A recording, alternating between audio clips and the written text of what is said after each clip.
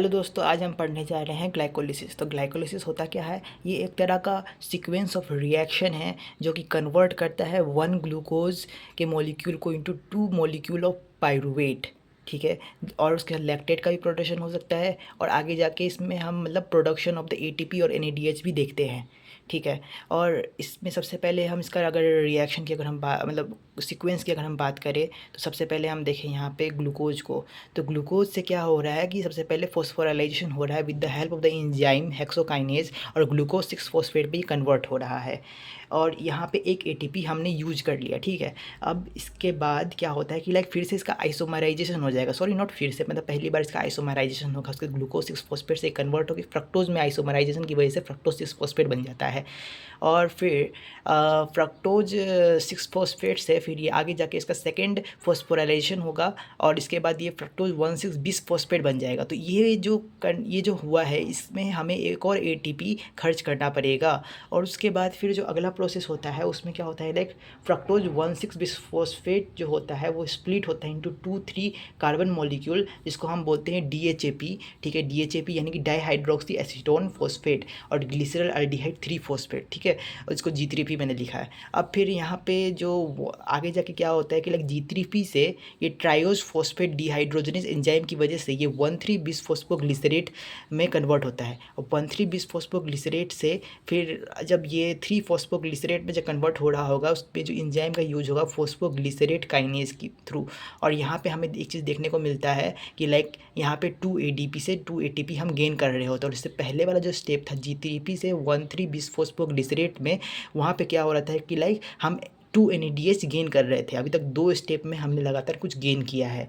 अब इसमें जैसे कि मैं एक और चीज़ बता दूं कि लाइक G3P जो होता है वो ऑक्सीडाइज हो जाता है, और NAD प्लस जो होता है वो रिड्यूज हो जाता है, तो NADH बनता है यहाँ पे। और एक फॉस्फेट ग्रुप जो होता है वो यहाँ पे ऐड होता है, forming 1,3 bisphosphoglycerate.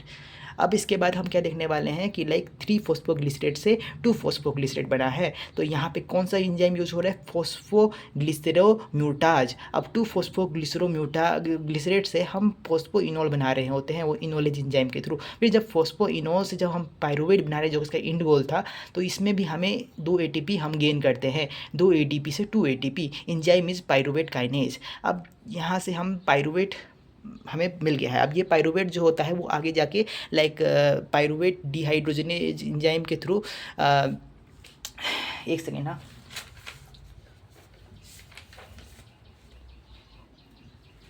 Pyruvate dehydrogenase enzyme के थ्रू एसिटाइल कोए में कन्वर्ट हो जाएगा, और फिर वो एसिटाइल कोए माइटोकॉन्ड्रिया में जाके हमारे क्रेब्स साइकिल में OAA यानी ऑक्सिलो एसिटेट से जाके कंबाइन करेगा, और 6 सीटेट बनाएगा, और क्रेब्स साइकिल में फिर इसकी कहानी जाएगी। तो अभी हम ग्लूकोज की बात करें तो ग्लूकोज में चलते हैं, और अब इसकी हम एनर्जेटिक जो मेन इंपॉर्टेंट पार्ट है उसके बारे में हम बात कर रहे हैं। तो एनर्जेटिक की अगर हम बात करें तो यहाँ पे जैसे आप देख रहे हैं 2 ATP 2 ATP 2 NADH, ये कहाँ से आ रहा है? ये इस स्टेप से आ रहा है। इस स्टेप आप देखिएगा, ये 2 NADH हम जब G3P से 1,3 बिस फॉस्फोग्लिसरेट जब कन्वर्ट हुआ तो उसमें हम 2 NADH हमें मिलता है।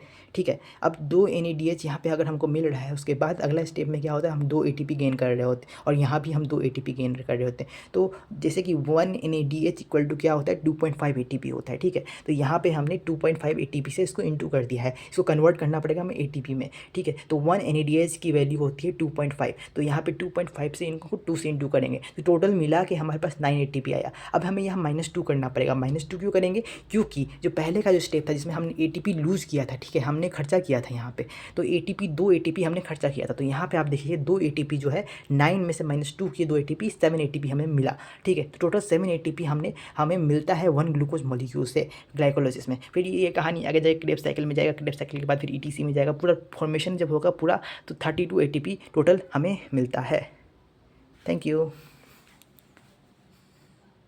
Writing is a little bit bad, but just I am a student and try to learn. Okay, it is nothing about teaching anybody, just I am learning, and only for learning purpose. So writing थोड़ा सा बिगड़ा हुआ है, may be future में सुधर जाएगा, but let it go on.